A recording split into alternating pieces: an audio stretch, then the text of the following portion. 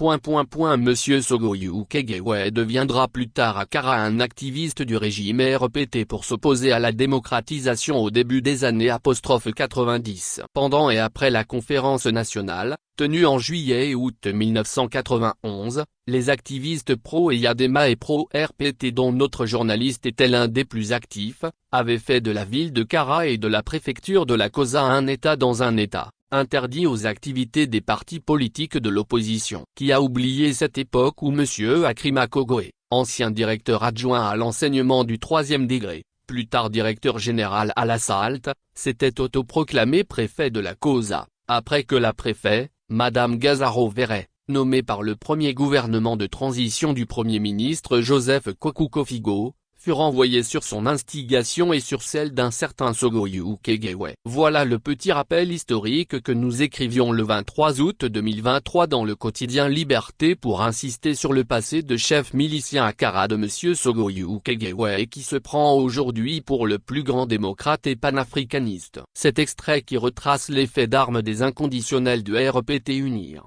du régime Gnassingbé et des ennemis de la démocratisation au Togo, sur des bases tribalistes et régionalistes, montre à suffisance, après surtout les malheureux événements à Bafilo et à Kara le week-end du 14 au 15 octobre 2023 avec la délégation de la DMP, que plus de 30 ans après, rien ne semble avoir changé du côté de la région de la Kara quant au respect des autres Togolais. En effet, les déboires des représentants de la DMP, dynamique pour la majorité du peuple, composé du président du mouvement de la société civile MJS, Mouvement pour la justice sociale, de son chargé à la communication et du conseiller, d'un représentant du mouvement Flambeau du peuple, commencèrent à Bafilo le vendredi 13 octobre 2023. Il s'agissait pour le conseiller municipal de la commune 1 de Bafilo qui est membre de la CEPA, donc de la DMP, de rendre compte aux populations locales des principaux points qui étaient à l'ordre du jour du conseil communal tenu la semaine d'avant,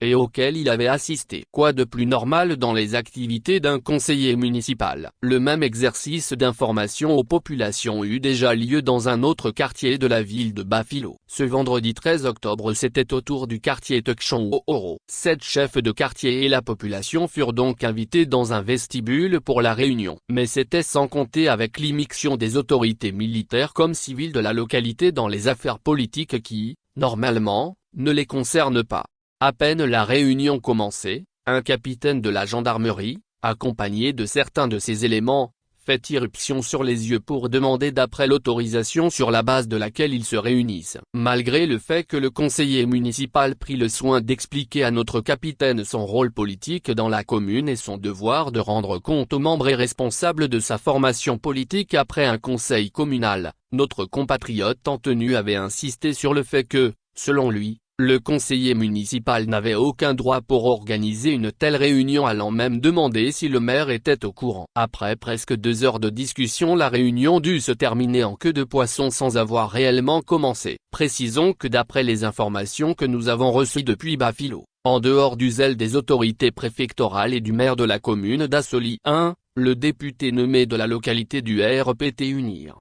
du nom de Bodé Inoussa, serait au centre des manigances politiciennes contre les partis de l'opposition. Un homme qui n'hésite pas à menacer les populations qui sont allées le voir, en tant que député pour des doléances, de les faire écraser par des chars. Le programme initial de la DMP pour sa tournée comprenait les étapes de Bafilo, dont nous venons de parler du fiasco dû à l'intervention musclée de la gendarmerie de la localité, de Niamtougou où la réunion avait pu se tenir samedi 14 octobre presqu'en catimini. 20 l'étape de Kara prévue pour dimanche 15 octobre 2023. Ici à Lama, lieu de la réunion, ce n'est pas un capitaine de la gendarmerie qui intervient pour interdire la tenue du rassemblement. Ce sont des miliciens, bien connus, puisque natifs de la localité, qui, malgré l'accord du chef du village, sont arrivés pour intimer violemment l'ordre qu'il n'était pas question que des membres de partis politiques et associations affiliées à l'opposition tiennent une réunion. Les gros bras au service du RPT Unir n'hésitèrent pas à menacer les membres de la délégation de la DMP de s'en prendre physiquement à eux et de faire incendier leur véhicule. Guidés par la sagesse,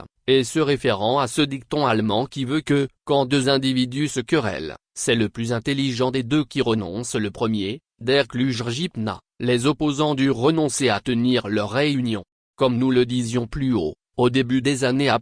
90, les miliciens, chefs miliciens ou activistes du RPT Unir Akara étaient journalistes ou professeurs et s'appelaient Sogoyu Kegewe. Akrima Kogoe est que plus de 3 décennies après, la nouvelle génération, composée entre autres d'un proviseur, Monsieur Carabou, dont nous avons en notre possession le message audio en cabinet, appelant à s'en prendre à la délégation de la DMP, d'un censeur de lycée, Monsieur Kism Palouki et de quelques responsables de taxi-moto, semble avoir pris la relève. Notre faux panafricaniste sur New World TV, Sogoyu Kegewe et tous ses amis de mauvais augure ne devraient se faire aucun souci, la relève pour s'opposer à la démocratisation, en cultivant la haine entre Togolais, le tribalisme et le régionalisme, est bien assurée à Akara. Quant à Forgnel Simbé et à son ministre des Affaires étrangères, Robert Duss, il est malsain et irresponsable de jouer au pseudo-panafricaniste, tout en fermant les yeux sur ceux qui nourrissent les germes de la division, du tribalisme et du régionalisme dans son propre pays.